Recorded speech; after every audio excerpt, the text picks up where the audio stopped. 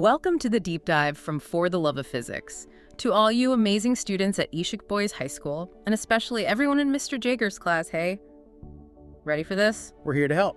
Ever wondered, how scientists measure something super tiny, like an atom?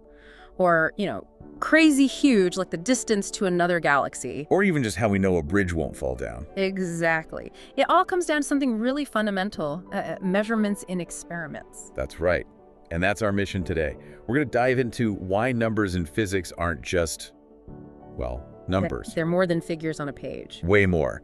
They tell a story, they reveal how things work, and they connect directly to, well, everything you see and do. So we'll be clarifying why accurate measurements are so important. Right. And the language science uses, SI units. Exactly. We'll get into SI units and how to handle numbers the right way when you're doing experiments. Yeah. Think dimensions, prefixes, accuracy, precision. And those significant figures, I remember those. Oh yeah, we'll unpack all of that. Basically, give you the tools to be a sharper observer, a better scientist. Okay, let's get into it. So measurement. In math class, a number like 7 is just 7. It stands alone. But in physics, 7, it's kind of meaningless by itself, isn't it? Like 7, what? Precisely. 7 seconds, 7 meters. Yeah. 7 cats. You need context. Science demands a unit for every single number. And that leads us to dimension. You got it. Dimension. It's not just like 3D movies. In physics, dimension tells you the kind of physical quantity you're measuring. So it's like the category. Length is a dimension, mass is a dimension. Exactly. Think of it as the fundamental nature of the quantity. And for your class, we'll mostly focus on 3 basic ones. Yeah. Length, mass, and time. Okay, length, mass, time. Yep. And lots of other things you measure, like speed or force. Right. They're actually just combinations of these basic 3. How does that work? Give us an example. Sure. Velocity or speed. That's just distance, which is length divided by time. So its dimensions are length over time. Or force. Force is mass times acceleration. And acceleration is how fast velocity changes, so that's length divided by time squared. So force is mass times length over time squared. Wow, okay, so it builds up. So when I check how long my phone battery lasted, that's time, and the size of the screen, that's length. You're already thinking in dimensions, see? Text. Physics is everywhere. Huh. Okay, now units. If everyone used different units like feet, meters, those old cubit things, it'd be chaos, right? Especially for science. Total chaos. Imagine trying to build, say, a satellite with teams in different countries using different systems. That's why, back in 1960, scientists agreed on one common language. The International System of Units, SI. That's the one, SI. It gives really precise, globally accepted definitions for 7 fundamental physical quantities. Makes collaboration possible. And for us, the big 3 are key, yeah. Definitely. For length, the SI unit is the meter. Okay, meter, got it. For mass, it's the kilogram, Katie. And fun fact, for ages, the kilogram was literally defined by this one specific cylinder made of platinum and iridium kept in a vault in France. No way! Like, the kilogram. The kilogram for the whole world? Imagine dropping that. They have more modern definitions now, thankfully. Ooh, up and time. For time, the SI unit is the second S, and its definition is based on the vibration of cesium atoms. Incredibly precise. Atomic clocks rely on it. Cool. So meter, kilogram, second. Are there others? Yep. The other 4 fundamental SI units are for temperature. That's the Kelvin, K, not Celsius for base SI. Then amount of substance, the mole. Chemistry class stuff.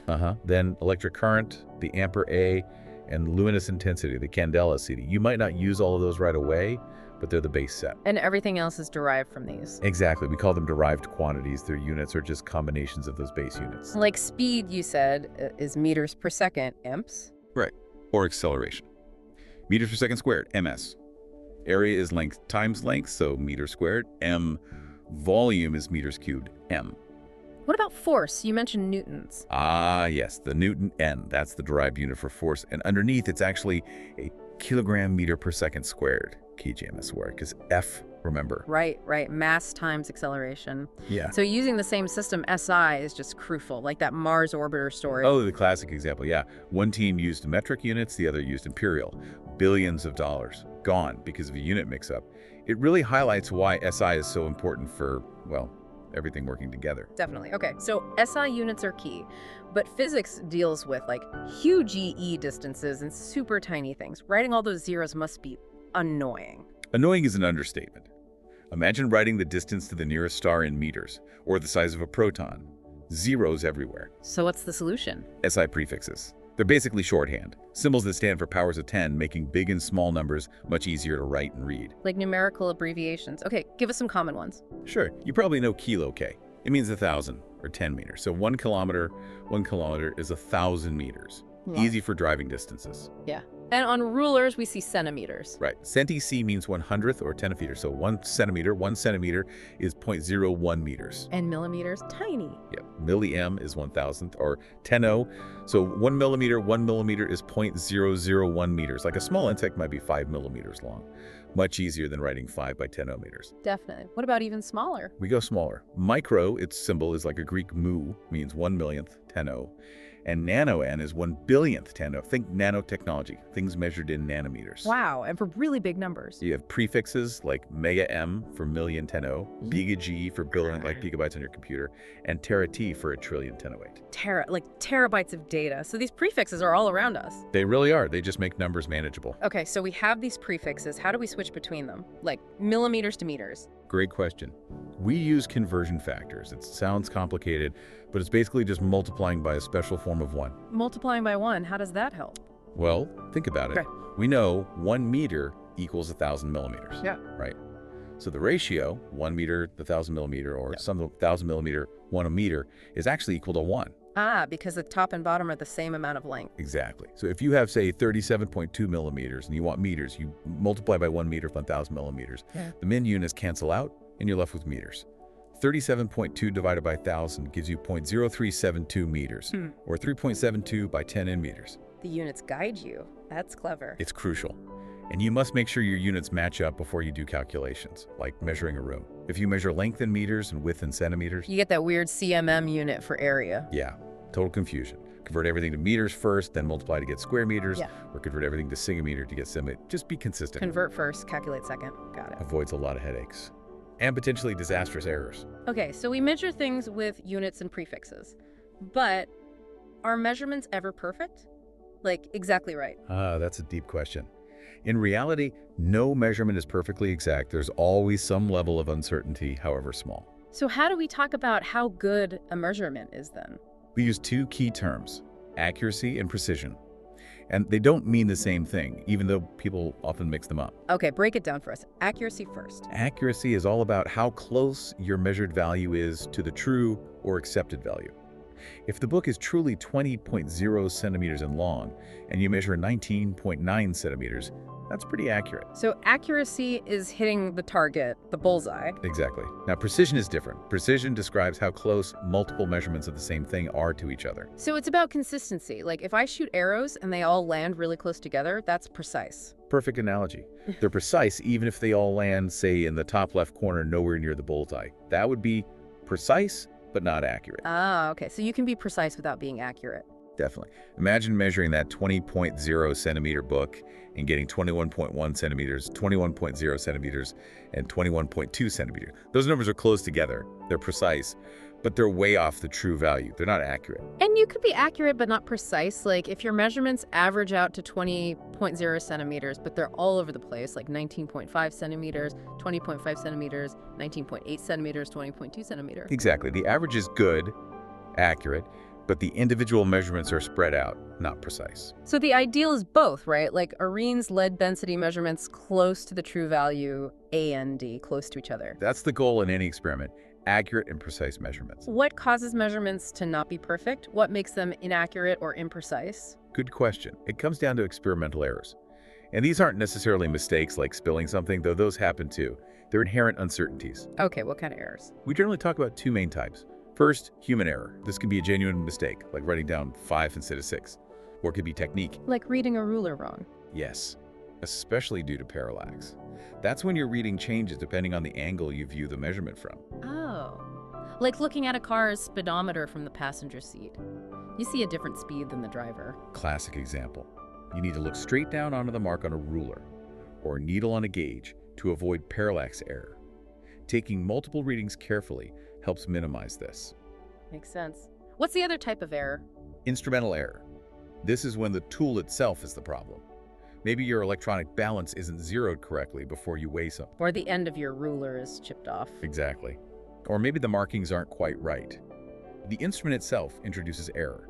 choosing good quality, well-maintained instruments is key. So human and instrumental errors, they affect accuracy mostly. Primarily, yes. Errors tend to push your measurement away from the true value, affecting accuracy. But precision is often limited by the instrument itself, too.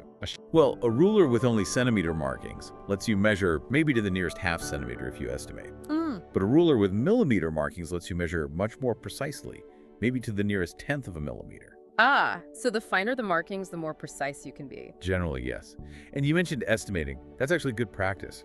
If a measurement falls between the smallest markings, you should estimate one more digit. Like if the pencil tip is clearly between 18.2 centimeters and 18.3 centimeters, but looks closer to 18.2. You could estimate it as, say, 18.23 centimeters. Oh.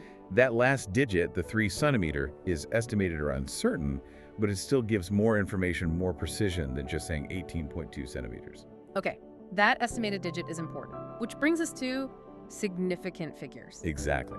Since no measurement is perfect, we need a way to communicate honestly just how precise our measurement is. That's what significant figures, or sig figs, do. So what are they exactly? Significant figures in a measurement include all the digits you know for sure, plus that one final digit that you estimated or that's uncertain. Okay, so back to the pencil at 18.2 centimeters. If the 1 and 8 were certain from the markings and the 2 was estimated, Then that measurement has 3 significant figures, 1, 8, and 2. It tells anyone looking at your data the precision you achieved. got it. Now, I remember there were rules about zeros. Those can be tricky. They can be.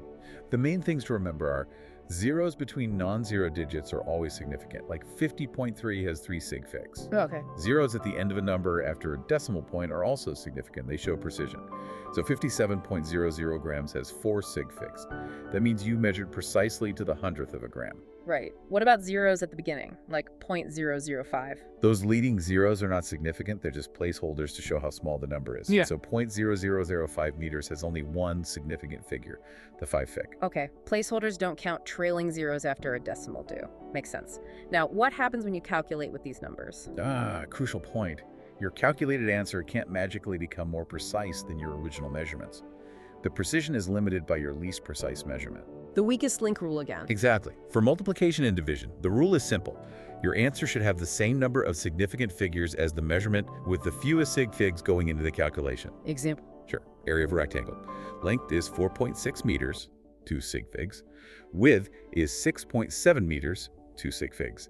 Calculator gives 4.6, 6.7 equals 30.82 meters. But we can only keep 2 significant figures because both inputs had 2, so you have to round 30.82 meters to 31 meters meter. Okay, fewest sig figs for multiplying or dividing. What about adding or subtracting? Different rule there. It's about decimal places.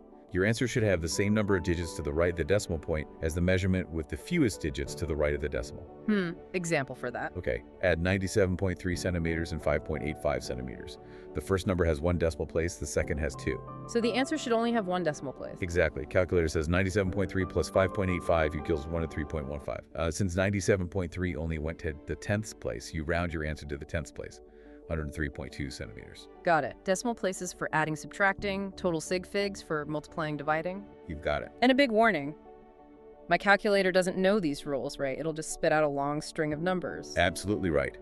Your calculator assumes infinite precision. You have to be the scientist and apply the sig fig rules to round the final answer correctly.